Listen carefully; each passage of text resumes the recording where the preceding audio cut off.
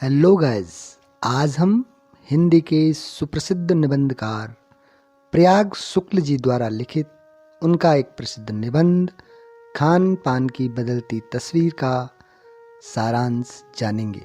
अपने इस निबंध में शुक्ल जी ने भारत में पिछले 10-15 सालों में जिस प्रकार हमारे खान पान में बड़ा बदलाव आया है उसकी तरफ हमारा ध्यान खींचा है। निबंध में उन्होंने खान पान की मिश्रित भारतीय संस्कृति का बड़े सुंदर ढंग से वर्णन किया है। आइए प्रयाग शुक्ल जी द्वारा लिखित निबंध खान पान की बदलती तस्वीर का सारांश जानें।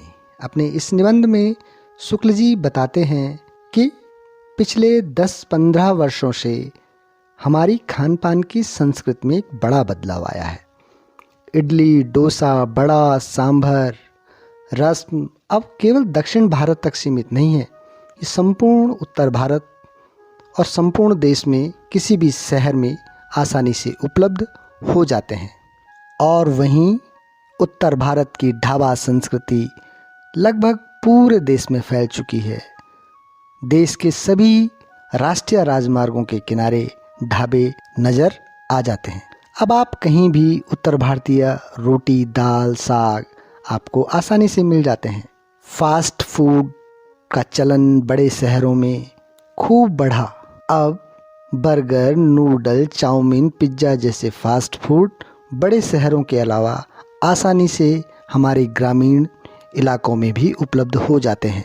2 मिनट्स नूडल के पैकेट बंद रूप से कम बच्चे बूढ़े अब आसानी से परिचित हो चुके हैं।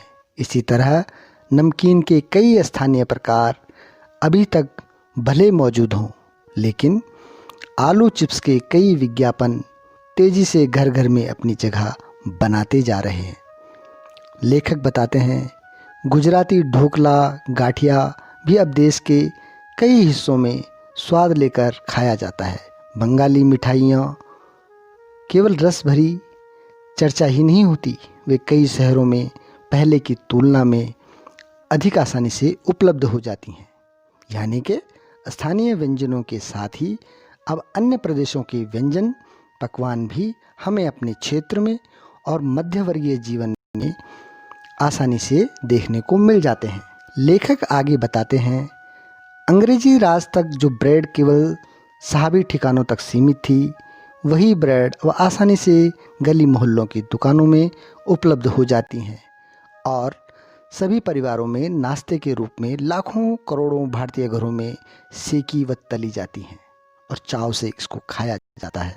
निबंध में वो लिखते हैं खान पान की इस बदलती हुई संस्कृति से सबसे अधिक प्रभावित नई पीढ़ी हुई है, जो पहले के स्थानीय व्यंजनों के बारे में बहुत कम जानती है, पर कई नए व्यंजनों के बारे में नई पीढ़ी बहुत कुछ जानती है। लेखक बताते हैं स्थानीय व्यंजन भी जो अब घटकर कुछ ही चीज़ों तक सीमित रह गए हैं। बम्बई की पाव भाजी और दिल्ली के छोले कुलचे की दुनिया पहले की तुलना में बड़ी जरूर है, पर अन्य स्थानीय व्यंजनों की दुनिया में बहुत छोटी है। जानकार ये भी बताते हैं कि मथुरा के पेड़ों और आगरा के पेठे नमकीन में अब वह बात कहीं नज़र नहीं आती और इनमें अत्यधिक मिलावट भी हो गई है। यानी जो चीज़ें बची भी हुई हैं उनकी गुणवत्ता में काफ़ी फ़र्क आ गया है। फिर मौसम और ऋतुओं के अनुसार फलों, खाद्यान्नों से जो व्यंजन और पकवान बना करते थे, उन्हें बनाने की फुर्सत भी अब बहुत कम लोगों में रह गई है। अब गृहिणियों या कामकाजी महिलाओं के लिए खरबूजे के बीज सुखाना, छीलना, फिर उनसे व्यंजन तैयार करना बहुत मुश्किल है, या उन कह सकते हैं कि उनके पास इसके लिए समय ही नहीं है। यानी हम पाते हैं कि एक ओर तो स्थानीय व्यंजनों में कमी आई है, दूसरी ओर वे ही देसी विदेशी व्यंजन अपनाए जा रहे हैं। वो समय की कमी के कारण है या स्वाद के कारण, यह शोध का विषय है। जिन्हें बनाने पकाने में सुविधा हो वही भोजन हमें आसानी से मिल रहे हैं। जटिल प्रक्रियाओं वाली चीज़ें तो कभी कभार व्यंजन पुस्तिकाओं के आधार पर ही हम तैयार करते हैं। अब शहरी जीवन में जो भागम भाग है उसे देखते हुए यह स्थिति स्वाभाविक लगती है। फिर कमर तोड़ महंगाई ने भी लोगों को कई चीज़ों से धीरे धीरे वंचित किया है।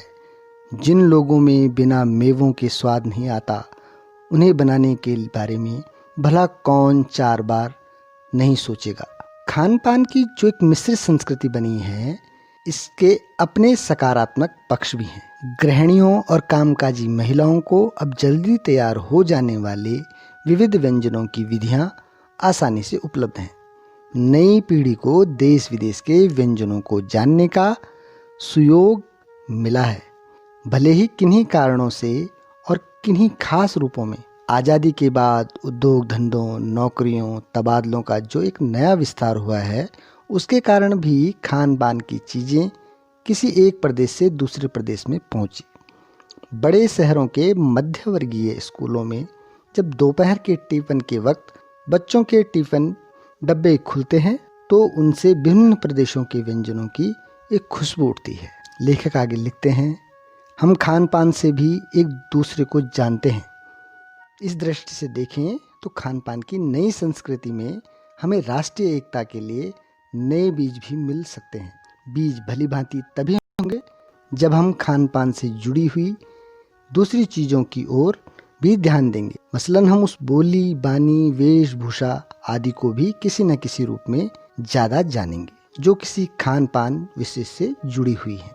लेख में बताया गया है कि स्थानीय व्यंजनों का पुनरुद्धार भी बहुत जरूरी है, जिन्हें अब एथनिक कहकर पुकारने का चलन बढ़ गया है।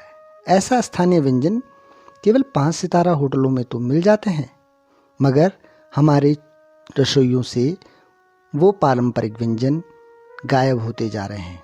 यह बड़े दुर्भाग्य की बात है। अच्छी तरह बनाई पकाई गई पूड़ियाँ, कचौड़ियाँ, जलेबियाँ भी अब बाजारों से धीरे धीरे गायब होती जा रही हैं, और स्वास्थ्य के प्रति जागरूकता ने लोगों को इनसे दूर भी कर दिया है। मौसमी सब्जियों से भरे हुए समोसे भी अब कहीं दिखाई नहीं देते या बहुत कम दिखाई देते हैं। अचरज नहीं कि पहले उत्तर भारत में जो चीज़ें गली मोहल्लों की दुकानों में आम हुआ करती थी, उन्हें अब खास दुकानों में तलाशा जाता है। और पश्चिम की नकल में बहुत सी ऐसी चीज़ें अपना ली हैं जो स्वाद, स्वास्थ्य और सरसता के मामले में हमारे लिए अनुकूल होती हैं। हो यह भी रहा है कि खान पान की मिश्रित संस्कृति में हम कई बार चीज़ों का असली और अलग स्वाद नहीं ले पा रहे हैं। अक्सर प्रीति भोजों और पार्टियों में एक साथ ढेरों चीज़ें रख दी जाती हैं और उनका स्वाद एक दूसरे के साथ ऐसे मिल जाता है कि किसी विशेष स्वाद को पहचानना अत्यधिक मुश्किल हो जाता है। खान पान की मिश्रित या विविध संस्कृति हमें कुछ चीज़ें चुनने का अवसर देती हैं। हम उसका लाभ प्राय नहीं उठा रहे हैं। हम अक्सर एक ही प्लेट में कई तरह के और कई बार तो बिल्कुल विपरीत प्रकृति वाले व्यंजन परोस लेना चाहते हैं। इसलिए खान पान की जो मिश्रित विविध संस्कृति बनी है और लग ही रहा है कि यही और अधिक विकसित होने वाली है, उसे तरह तरह से जांचते रहना अत्यधिक जरूरी है।